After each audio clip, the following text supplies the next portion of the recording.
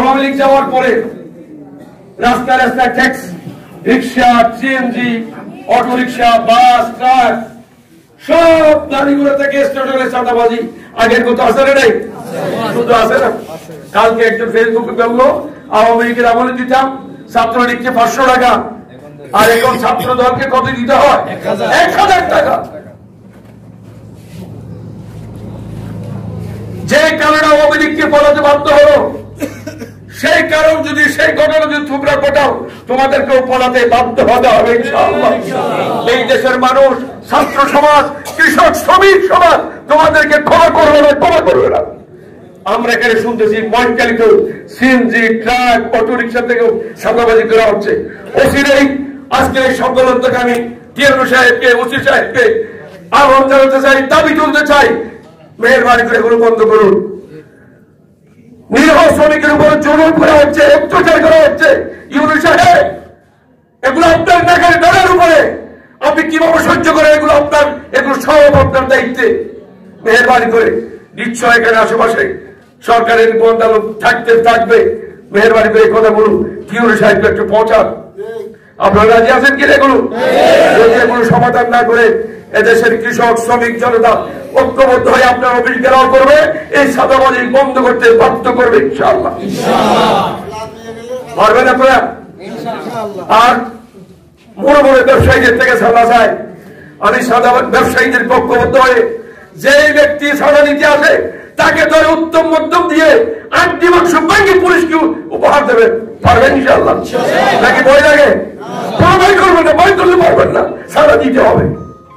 যদি মনে করেন আর কি ভাই ইটার দরিকে আর দিন সুতরাং সজাগ করে ছাত্র, শ্রমিক, শিক্ষক, পেশাজীবী, ব্যবসায়ী সকলেই মিলে এই ছুটতে, ডাকাততে, দখলবাজদের উৎখাত করতে হবে ইনশাআল্লাহ। আমরা এমন একটি বাংলাদেশ চাই, যে বাংলাদেশে এমন একটি রাষ্ট্র ক্ষমতা চাই যেখানে চুরি, ডাকাতি, রাহাজানি, সাদাবাজি, দখলদারি, গুণাগিরানি, গুণদখলকারী, ইসলামের গুণদখল করছেন না আপনারা? কারা করছেন? যারা ভোট চাইতে আসবে তারা দখল করছে, ঠিক না বেটি? এই দল বলেন, সেই দল বলেন, অসংখ্য সরকারি জমি ডাকাতি জোর করে ঘিরে আপনারা বাসের গিয়ে করতেছেন। এগুলো কার সম্পদ? কার? জনগণের সম্পদ। জনগণের সম্পদ দখল করে আবার জনগণের কাছে ভোটের জন্য আসে। এই কথাগুলো জনগণকে বোঝাতে হবে। পারবেন ইনশাআল্লাহ? 1 2 নম্বর, প্রিয় ভাইরা আমার, কোরআনের সাথে রাজনীতির বড় সম্পর্ক নাই। কথা হইতে বুঝতে পারবেন? মুফতি মির্জা ফখরুল ইসলাম আয় দিবে মুফতি বেদা আলিম পেতে এলো ধরতে মানুষ ফতুয়া গেল। তুমি কোরআনের কি জানো? কোরআনে কোরআন ইসলামের রাজনীতি আছে কি না তুমি কি জানো? জনাবে শোনা রাখো, বিএনপির বাইরে যারা সদস্য করে জনাবে মুহাম্মদ রাসূলুল্লাহ সাল্লাল্লাহু আলাইহি ওয়াসাল্লাম মক্কা থেকে মদিনা হিজরত করার পরে 10টি বছর মদিনা ইসলামী শাসন তিনি রাষ্ট্র পরিচালনা করেছেন। কয় বছর? 10 বছর। প্রেসিডেন্ট ছিলেন কে? মুহাম্মদ সাল্লাল্লাহু আলাইহি ওয়াসাল্লাম। এটাকে রাজনীতি বলে। রাজনীতি কাকে বলে? মক্কা থেকে মদিনা গিয়ে আল্লাহ রাসূল 10 বছর রাষ্ট্র পরিচালনা করেছেন। হযরত আবু বকর চালাইছেন, হযরত ওমর চালাইছেন। কয় বছর? 30 বছর, 40 বছর, 30-32 বছর ইসলামী শাসন চালাইছেন। ওটাকেই রাজনীতি বলে। আর মুফতি মির্জা ফখরুল ইসলাম বলেন কোরআনের সাথে, ইসলামের সাথে রাজনীতির কোনো সম্পর্ক নেই। নাউযুবিল্লাহ। ওয়ামাল্লাম বিমা ওয়ামাল্লাম বিমা ওয়ামাল্লাম বিমা আনজালাল্লাহ ফাউলাইকা হুমুল কাফিরুন ফাউলাইকা হুমুল জালিমুন ফাউলাইকা হুমুল ফাসিকুন। যারা কোরআনের বিধান মতে দেশ, সমাজ, রাষ্ট্র পরিচালনা করে না তারা জালেম, ফাসিক, কাফের।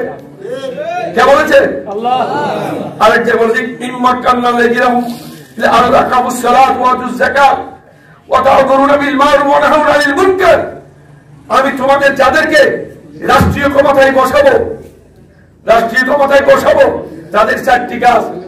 একটা হলো নামাজ কায়েম করবে, যাকাত প্রতিষ্ঠা করবে, সৎ কাজের আদেশ দিবে, অসৎ কাজ থেকে মানুষকে বিরত রাখবে।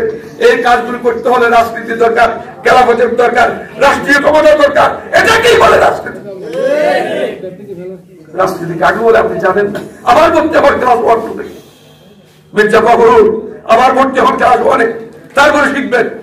এখন স্কুলে কলেজে কোরআন শিক্ষা বাধ্যতামূলক করা হচ্ছে শুনলাম, জানি না আল্লাহ কত তাদেরকে আল্লাহ রহম করুন। যদি কোরআন শিখতে বাধ্যতামূলক করে আপনাকে আবার ভর্তি হয়ে লেখাপড়া করতে হবে। আমি কথা বুঝতে পারছি কিনা? ভাই সব সতর্ক থাকতে হবে। 2 নম্বর কথা বলতে চাই, কেউ কেউ বলা আওয়ামী লীগ বলা আবার আইব, বিশ্বাস লাগে না, বিশ্বাস লাগে না। এত বড় সুর, এত বড় ডাহাত, এত বড় খুনি, ব্যাংক ডাকাতি, লক্ষ লক্ষ কোটি কোটি টাকা চুরি করেছে। শেখ হাসিনা নিজেই বলেছে আমার অফিসের ফিয়ান কত কোটি টাকা, 400 কোটি টাকা। সে বলেছে এখন তদন্ত আর বেড়েছে, তদন্ত চলতেছে 600 কোটি টাকা। চিন্তা করতে পারেন একজন ফিয়নের 600 কোটি টাকার মালিক, তাহলে আল্লাহ জানে এরা অনেক ছাত্রলীগ যারা মধুকের মালিক অবশ্য সোয়ারি সারি রঙলি ব্যবসা করলে বলবে আল্লাহ জানে আর জানি এত আল্লাহ জানার জন্য হলো অশান্তি রেখে লোককে অনেকটা বলে বুঝি আওয়ামী লীগের বাধা শুনতে না লাগে, মানে লাগে না, না লাগে। কেউ কেউ বলা আওয়ামী লীগের আসুক, আমরা আসতে চাই, হাসিনাকে আনতে চাই, কারণ সে আর্মি অফিসার কোট করেছে, হেফাজত ইসলামের 2,500, 3,000, 4,000, 5,000 মানুষ হত্যা করেছে, ঠিক না বেটি? ইসলামী আন্দোলনের শীর্ষ নেতাদেরকে মিথ্যা অপবাদে খুন করেছে। মাওলানা দেলোয়ার হোসাইনিকে পৃথিবীর বিখ্যাত মুফাসসির কোরআনের পাখি হযরত আল্লামা দেলোয়ার হোসাইনিকে মিথ্যা অপবাদ দিয়ে মামলা দিয়ে হসপিটালে ইনজেকশন দিয়ে তাকে মৃত্যুর মুখে ঠেলে দিয়েছে। এগুলো বিচার হতে হবে না? বিচার হতে হবে না?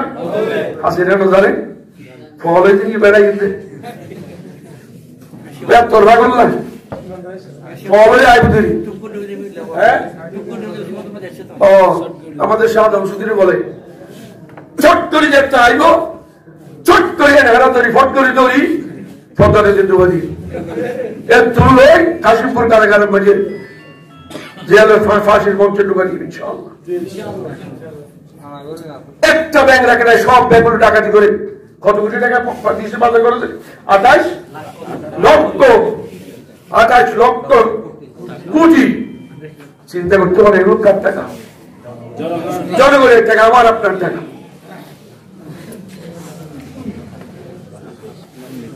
প্রিয় ভাই আমার, এই কথাগুলো বলে এখন শ্রমিক কল্যাণ কি চায়?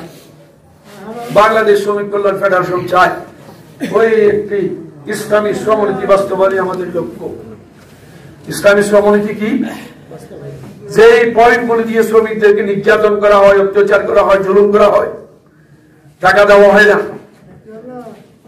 এই ব্যাপারে মুহাম্মদ রাসূলুল্লাহ সাল্লাল্লাহু আলাইহি ওয়াসাল্লাম প্রথম কথা বলেছেন, শ্রমিকের গাম শুকাবার আগে তার প্রাপ্য দিয়ে দাও, মজুরি দিয়ে দাও। দিচ্ছে কি আজকে? আমাদের মালিক, ব্যবসায়ী মালিক বলেন, জমিদার শ্রেণী বলেন, যারা মালিক আছে তারা দেয় না। বাংলাদেশ শ্রমিক কল্যাণ ফেডারেশনে কমিউনিস্টপন্থীদের শ্রমিকদের স্লোগান হলো দুনিয়ার মজদুর রাখো, মালিক শ্রমিক কেরাঙ্কাল বাজাই দো, সংগ্রাম মারামারি বাজাই দো। শ্রমিক কল্যাণের স্লোগান হলো মালিক শ্রমিক ভাই ভাই, আলোচনার মাধ্যমে সমাধান চাই।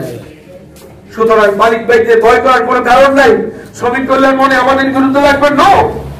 আমরা মালিক শ্রমিক সম্পর্ক রেখে দেশের উন্নয়ন, সমাজের উন্নয়ন, রাষ্ট্রের উন্নয়ন, মিল ফ্যাক্টরির উন্নয়ন, কারখানার উন্নয়ন, ব্যবসার উন্নয়ন চাই।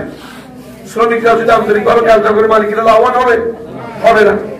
মালিকেরাও যদি শ্রমিকের দিকে আন্তরিকভাবে না থেকে লাভবান হবে না। উভয় শ্রেণীর সম্পর্ক ভালো হতে হবে। এই জন্য শ্রমিক শ্রমনীতি বাস্তবায়ন করতে হবে। এটাই হলো শ্রমনীতি, শ্রমিকের অধিকার প্রতিষ্ঠা করে। আল্লাহ রাসূল বলেছেন, তুমি যা খাবে শ্রমিকদেরকে তাও খাওয়াবে, তুমি যা পড়বে তাই পড়বে, সাহিত্যের বাইরে কাজ দিবে না। যদি সাহিত্যের বাইরে কাজ দাও তাকে সহযোগিতা করো। আর